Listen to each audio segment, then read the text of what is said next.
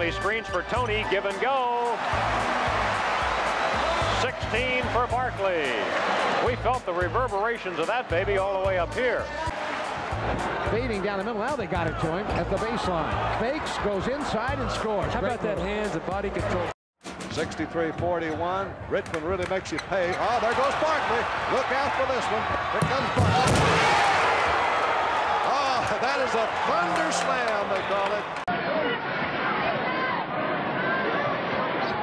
Barkley for three.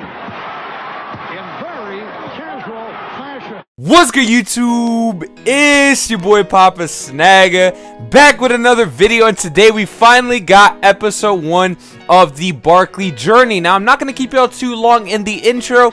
Basically, today's episode is going to cover the early stages of Charles Barkley's career. So it's going to be a mini documentary going through his days in college at Auburn and his days playing for his first team in the NBA, the 76ers. Now, basically what I do with these series is I pick a teammate, and this one is Legend of Miggy. His link is in the description. Make him look like one of Charles Barkley's teammates, and in the gameplay I use the overall that I feel would represent Charles Barkley in that stage of his career the best. So his overall for the Auburn segment is a 90, and the overall for his 76ers segment is a 94. You guys will get it once we get into it. If you guys are new, please drop a sub. We're on the road to 1,000 subscribers, and drop a like. I would appreciate it. Not going to keep y'all any longer, man. Hope y'all enjoyed the video, and let's get right into the gameplay.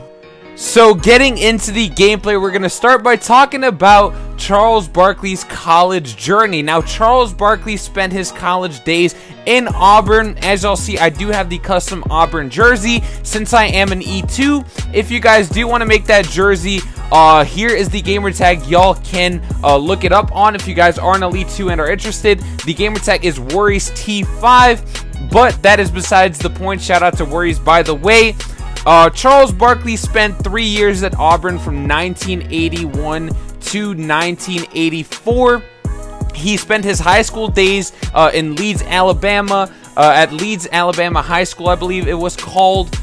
So he decided to stay home for his college days, and he was absolutely fantastic in college. He spent his college career averaging 14.1 points, 9.6 rebounds in 84 games to go along with 1.7 blocks and almost a steal per game.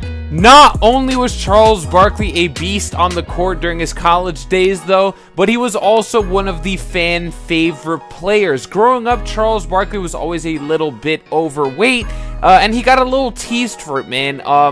He was a kid from Leeds, Alabama. His upbringing wasn't always easy, so when he got to college and he was starting to get all this attention, he really embraced all the attention and all the love that he was getting. Now, Charles Barkley in college was not the type of guy to really care about his weight. He was known to sometimes order large pizzas from Domino's late at night because often after practice there was nothing left in the cafeteria. So almost every night Charles Barkley would order pizza, and this would result in his weight being very high. It was around 300 pounds. Now, the incredible thing is, how is a guy who is 6'4" to 6'6", somewhere in that range, and is 300 pounds jumping like that?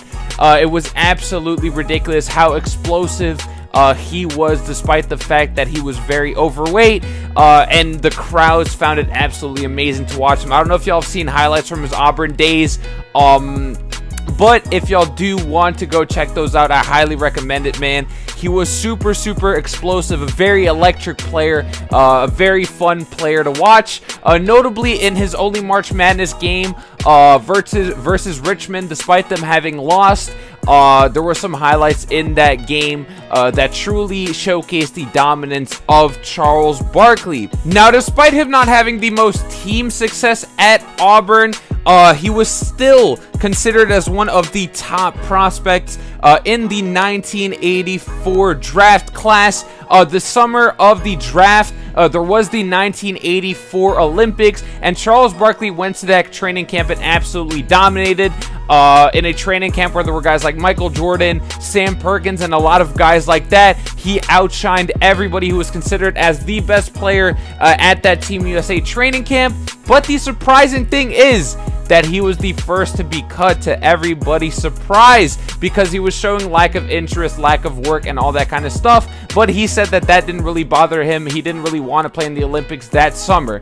Now, leading up to the 1984 draft, there was speculations that Charles Barkley would be going to the Sixers at the number 5 position, but at the time, the Sixers couldn't really offer him the money that Charles Barkley wanted. I believe the contract they were offering him was something like $75,000 a year. So leading up to the draft, Charles Barkley spent his days eating and gaining a lot of weight. I think he put on like 50 pounds in 2 days, something absolutely fucking ridiculous, just so the Sixers wouldn't draft him.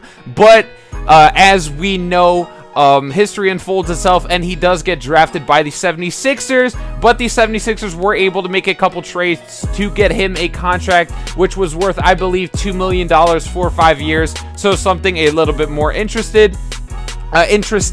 So Charles Barkley did end up being pretty happy. So with the 5th pick in the 1984 draft, the Philadelphia 76ers select Charles Barkley. Now, this wasn't no ordinary 5th overall team. The Philadelphia 76ers had won a championship 2 years prior in 1983, and they had a lot of well-known superstars such as Julius Erving and Moses Malone. Moses Malone actually became Charles Barkley's mentor. Moses Malone took Chuck under his wing, trained with him, made him lose weight, and he was honestly the biggest influence in Charles Barkley's career. So Charles Barkley was very, very sad to see him go in 1986, and then to see Julius Erving go in 1987. In the first couple years of his career, Charles Barkley and the 76ers had some decent playoff success, but often got bounced out by the superior Boston Celtics team. In his first rookie season, he did average 14 points and 8 rebounds, largely to the help of Moses Malone, who helped him get ready for the NBA, and he was absolutely dominant in his years in Philly. In his second season, he jumped to 20 points and 12 rebounds already, and then in his third season, he won the rebounding title with 14.6 rebounds per game. He is the smallest player to this day to have won the rebounding title, and in my opinion, besides maybe Bill Russell and Wilt Chamberlain, he is the best rebounder of all time. A lot of people say Dennis Rodman is, but I personally think Charles Barkley is a little better. Leave it in the comments who y'all think is better. But after Julius and Moses Malone left, the team decided to build around Charles Barkley, which wasn't a bad idea, as Charles Barkley was emerging into one of the best young players in the NBA, averaging 28 points and 12 rebounds in 1988.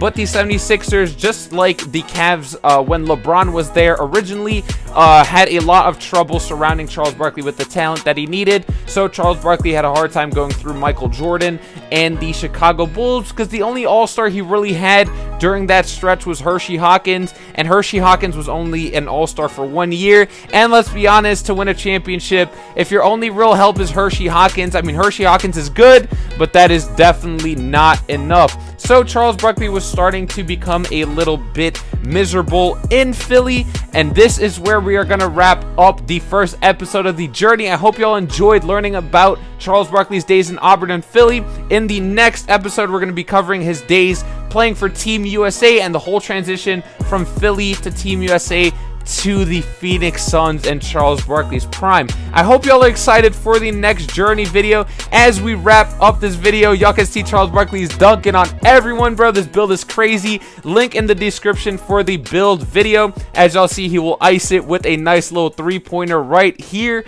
But hope y'all are excited for the next video, man. Let me know what y'all thought of this video in the comments. Did you guys learn anything? Did you guys enjoy it? If we could hit maybe 25 likes, that would be a big dub. And I love y'all, man. Hope y'all have a great day, and I'll see y'all next time. Peace.